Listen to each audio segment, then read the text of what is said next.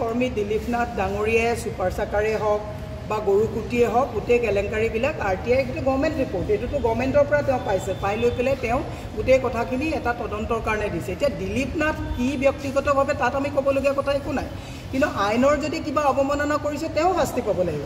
কিন্তু আজি এই গৰুকুটিৰ কথাটো পোহৰলৈ অনাৰ কাৰণে তেওঁক আজি তেওঁ পলাই থাকিবলগীয়া নিচিনা অৱস্থা হৈছে। আমি এতিয়া টিভিত দেখিছোঁ যে ৰাতি 11টা বজাত উইদাউট এনি ৱাৰেণ্ট পুলিচ বাৰেপতি গৈ ভয় ভাবুকি দিয়া হৈছে। গতিকে আমি সেই কথাটো মুখ্যমন্ত্ৰীক কৈছোঁ যে পুলিচক অপব্যৱহাৰ কৰা হৈছে নেকি।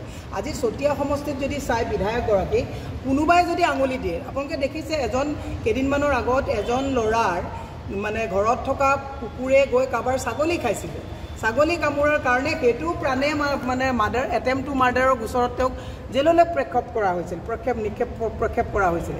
গতিকে পুলিচক অপব্যৱহাৰ কৰা হৈছে নেকি, ই এক বৃহৎ প্ৰশ্ন। আমাৰ অসম পুলিচৰ প্ৰতি আমাৰ বিশ্বাস আৰু আস্থা আছে। অসম পুলিচৰ কামটো হৈছে নিষ্ঠাৰে সুৰক্ষা দিয়া আৰু নিৰাপত্তা প্ৰদান কৰা, আৰু যিটো আইনৰ ব্যৱস্থাত আহিব আইনীগত ব্যৱস্থা কৰা। কিন্তু আজি যদি চাই চতিয়া জামুগুৰি এই থানাবিলাক, এইটো কোনোবা এজন বিধায়কৰ বহতীয়া হিচাপে কাম কৰিবলগীয়া হৈছে নেকি, ইও এক বৃহৎ প্ৰশ্ন। সেইকাৰণে মই কৈছোঁ আইন কোনেও হাতত তুলি ল'ব নালাগে, কোনোবা দোষী হ'লে শাস্তি পাব লাগে, কিন্তু কাৰোবাৰ দুৰ্নীতিক আঙুলি দিয়াৰ কাৰণে তেওঁক যাতে এনেকৈ হাৰাশাস্তি নকৰে সেইটোও কিন্তু লক্ষণীয় বিষয়।